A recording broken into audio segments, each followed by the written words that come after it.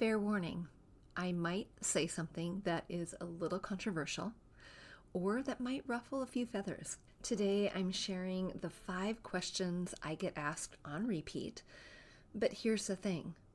Even though these people want to ask the question, they don't really want the answer. The answer can be hard to hear, but I'm going there. So stick around and enjoy today's show. We grew up with the phrase, home is where the heart is, but our culture has shifted and now the message is, home should be Pinterest perfect. I'm calling BS on that message. Home, it's not about the stuff, it's about the story. And whether you know it or not, your home is a reflection of you and is already saying something. So what is it that you want it to say? Hey, I'm Danny, a former first grade teacher turned home decorator. Going from a dual income to a single income so I could stay home with my babies meant budget, like ramen eating, Goodwill shopping budget. And I learned a few things along the way, like how to bring big style to your home without breaking the bank. And I'm sharing it all with you. Tips, tricks, decor, and design advice so you can learn to tell your story with your style, where you can start living free from the Pinterest perfect trap and start living a life of intention. Welcome to Fig and Farm at Home, where we design happy living and where it doesn't have to be perfect to be beautiful. Before I dive into sharing the 5 questions everyone wants to ask, but no one wants the answer to, I want to invite you to celebrate with us the week of June 15th to June 19th. This is the 5-year, 400th episode celebration of the Fig and Farm at Home podcast, and all week long, I have so many surprises up my sleeve. This is not just about giving you the best deals. This is about blessing you for being a listener, for hanging out in my community, for hanging out on the newsletter, for listening and participating in whatever way, learning at home, being a part of the collective, you name it. You've been here with me for 5 years. So we are going big in our celebration. And I've got to say, I've got some surprises up my sleeve, including a really fun announcement on June 19th. So friends, if you are not a part of my community, if you are not a design bestie, I want you to be. Because although I'm going to be talking about it on the podcast, the fun is going to be happening as a design bestie. So come on over to bit.ly/design bestie to get signed up so you don't miss out on any of the fun. All right, let's dive into the questions everyone asks, but no one wants the answer to. But let me ask you this first. Are there questions you secretly wish you could ask? Maybe someone other than your husband or who you share your home with. Maybe someone who has a little bit of a response to it, a thoughtful response to it. What do you do in those instances? Do you just sit on it and wait? Do you get on Instagram and browse? Maybe you get on YouTube and ask all the questions there. Well, I want to encourage you to come and ask me if you would like and feel so brave. You can send your question to hello@figandfarmathome.com and I would be happy to answer your question for you. All right, let's dive into the 5 that I get most often that are really sometimes hard to hear. So buckle up. Are you ready? The first one is, hiring a decorator actually worth it? Or is Pinterest enough? Well, okay, Pinterest is fantastic, and Pinterest is full of such beautiful pictures. And I could say the same thing about Instagram or HGTV or even AI-generated design. But there's a disconnect between the beautiful picture, which is inspiration, and the transformation. And the decorator is the one who helps you get transformation if that is not necessarily something you are comfortable with. Now, some of you might be able to say, oh, this is what I am looking for. This is what I'm hoping for. This is in alignment with my aesthetic. It's in alignment with my budget. Fantastic. I see how it applies to the things that I already own. And I can know exactly what next step to take. Great. Pinterest will be so helpful for you.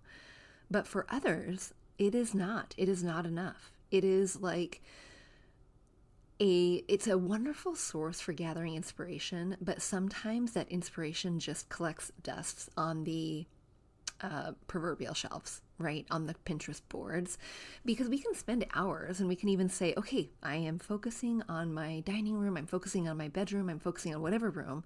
You go gather the inspiration, and then that's where we freeze.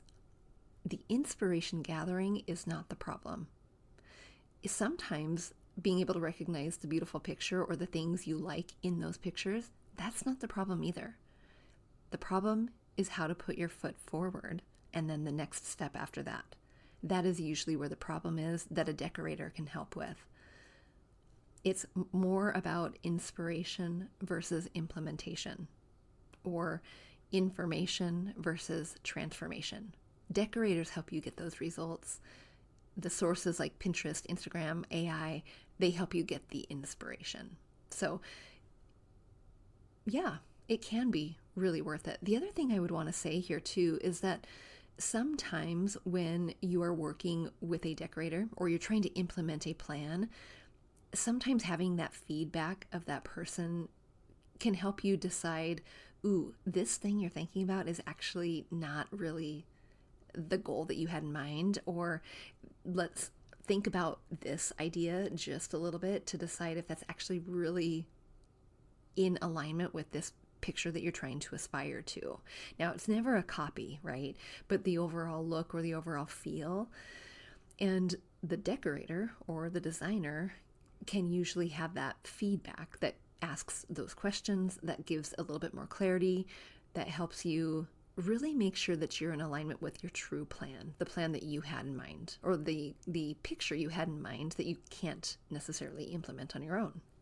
So what, in a nutshell, what Pinterest does, and I love Pinterest for helping us understand our aesthetic, but what Pinterest does is it gives us really pretty pictures, but it assumes that we know how to figure it out. And that's an assumption. And we know what assumption means. We know what to assume means. So pretty pictures are one thing, but implementation is entirely another. All right, number 2, the second question. Why does my home still not feel finished? Well, you might have the beautiful things. You might have matching furniture. You might have a neutral color palette. You might have some of these really great foundational pieces, but the thing that is probably keeping it from feeling finished, quite honestly, is the nuance of design.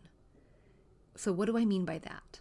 I mean, you're thinking about layers. You're thinking about intentional choices. You're thinking about thoughtful connections to family history or your personality, to your story. You're thinking about things that infuse your personality into your space rather than just having a thing on the shelf.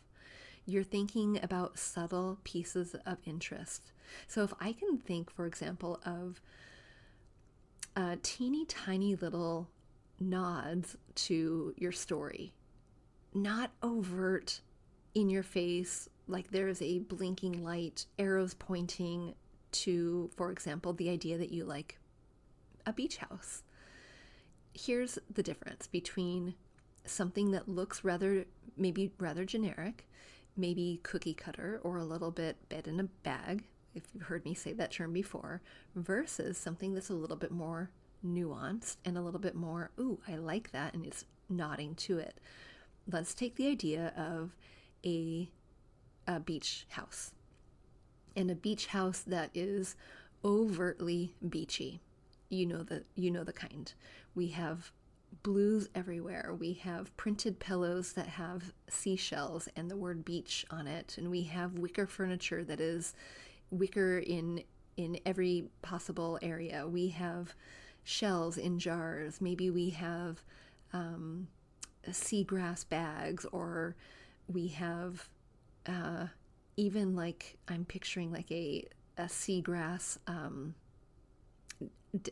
decoration. It is overtly beachy.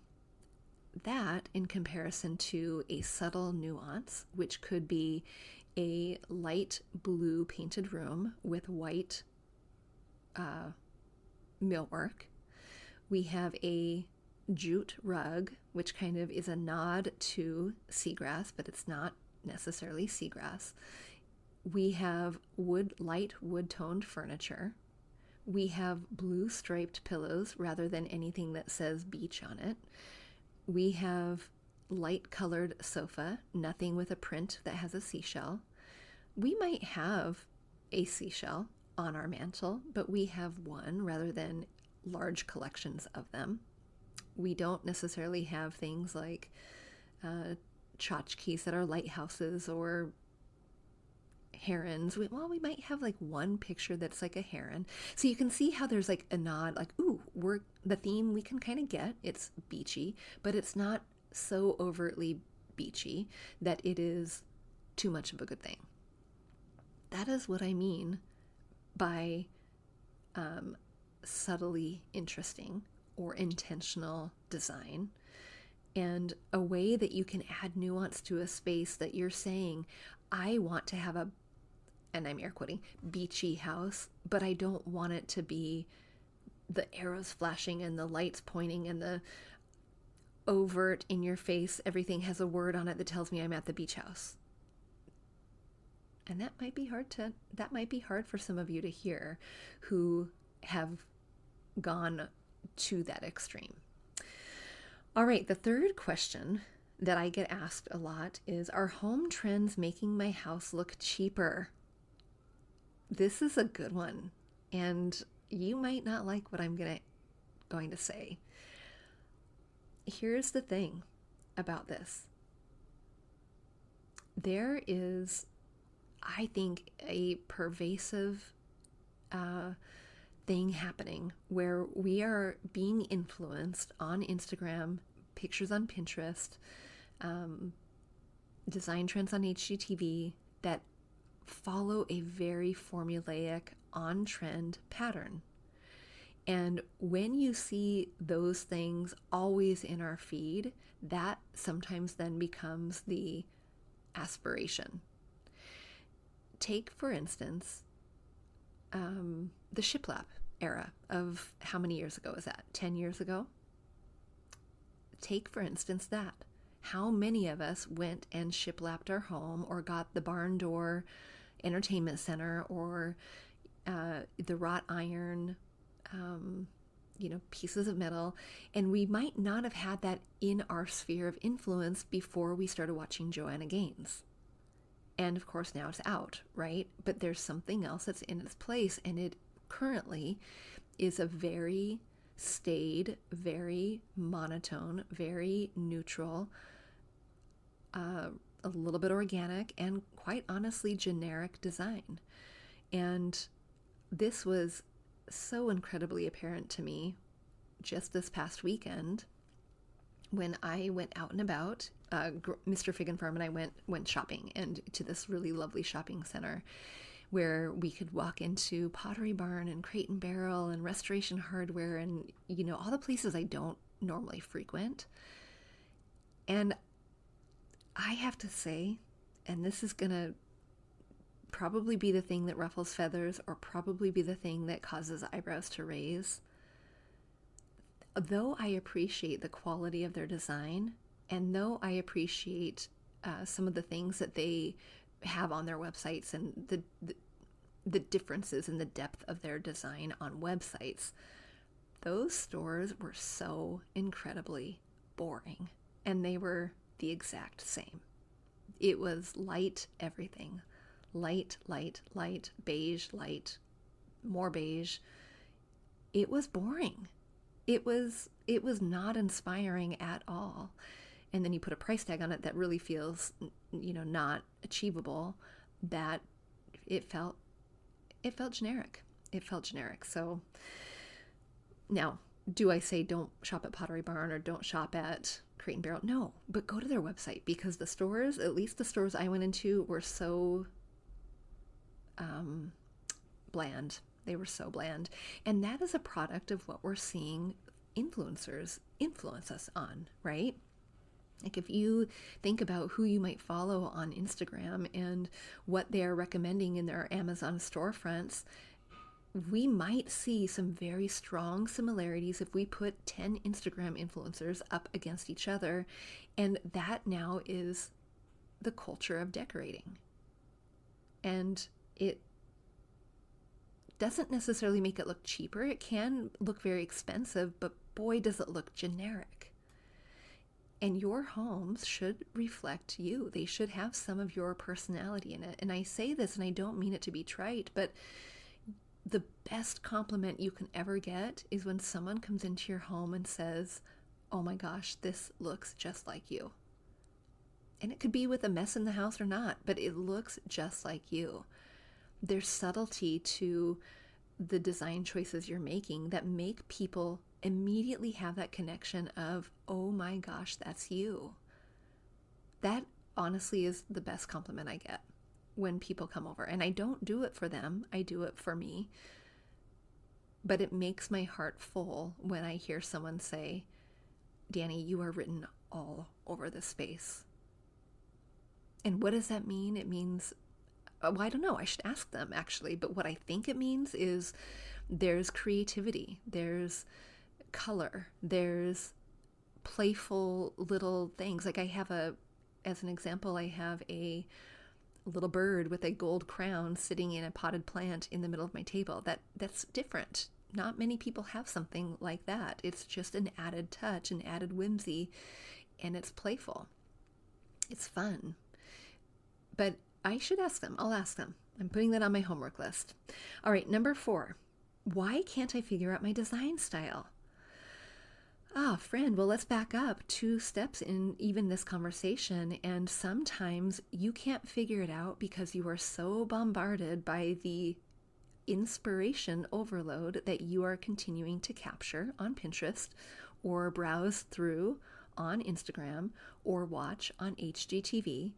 And the problem likely isn't that you don't know it. It's likely that you don't trust it, because you can probably recognize, "Oh my gosh, that's so pretty. That picture, so pretty." Or that item in Pottery Barn, "Wow, that's so pretty."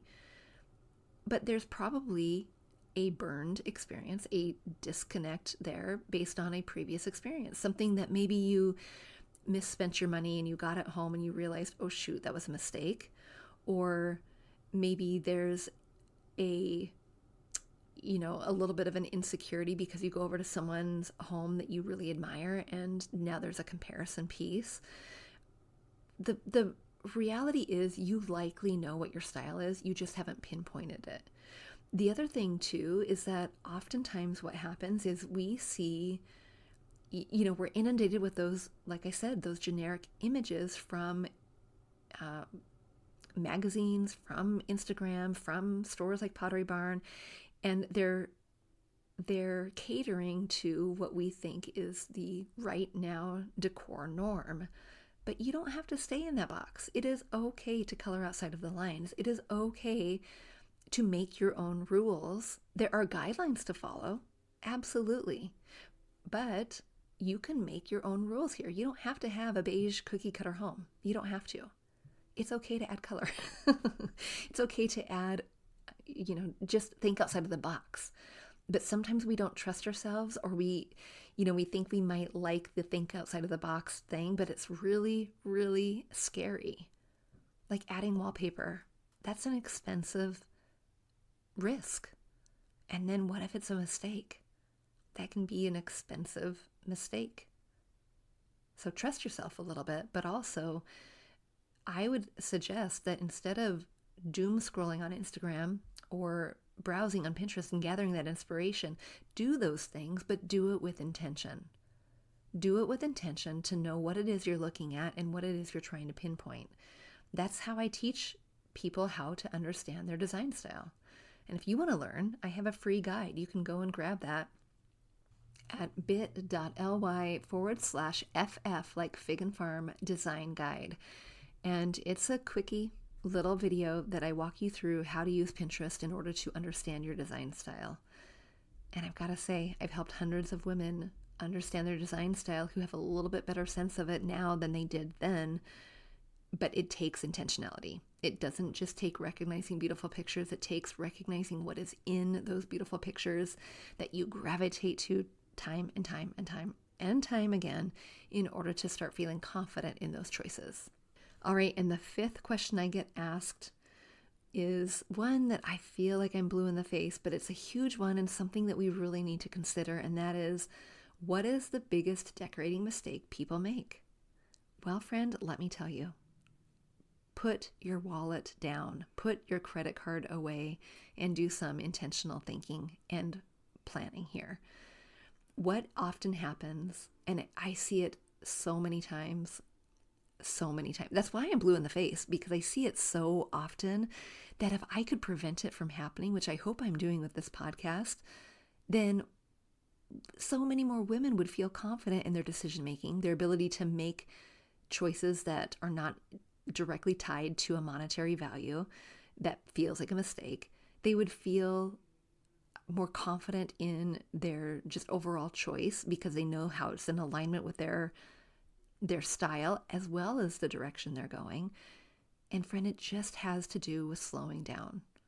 And when we look at our space and we have that teeny tiny little aha moment or that light bulb moment that says, something feels off here, I'm going to go to the store.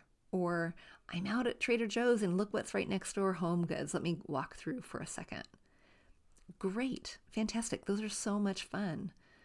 But what happens is if we don't really have a bearing on what our aesthetic is, our design style, we will go and buy the cute thing. We'll bring it home. We'll try to put it in place. It'll be fine for a few days, a week, a month, maybe even a year before we realize, I'm not sure if that works. Or, oh no, I missed a return date. And that's great if it's a $10 candle or if it's a $10 candlestick. It's not that big of a mistake monetarily. But this happens on a larger scale, and that happens a lot. It is the rug that doesn't look quite right. It is the couch that was a really great sale, but it takes up too much of your space. And now it commands attention in your space in a way that you can't remediate because that was a $1,500 couch or a $3,000 couch, and you have to live with it because replacing it is no longer an option. But you realize, crap, it's the wrong size and it's taking up too much space here. Or it's the wrong color. And shoot, I can't do anything about it. And now you're stuck. And every decision thereafter is based on that misinformed decision. And I don't want to say misinformed because you didn't know better. I want to say misinformed because it wasn't aligned. The decision wasn't aligned with your aesthetic and your overall plan, where you want to go. But it still doesn't feel very good. And it doesn't feel very good when you realize that this mistake is tied directly to not only your finances, but the confidence. And that's something, going back to that first question, that's something a decorator can help you with. Is it great to do it from the very beginning? Absolutely. Oh, absolutely. Blank slates are wonderful, but blank slates aren't always possible. And sometimes you have to use what you have. And honestly, I think that's really fun because you can honor parts of your story. You can highlight the things that you want to highlight. You can then be, you have that chance of having that education to know like what works and what doesn't necessarily in alignment with where you want to go. It's one of the joys for me, honestly, of saying, hey, listen, you don't have to spend $3,500.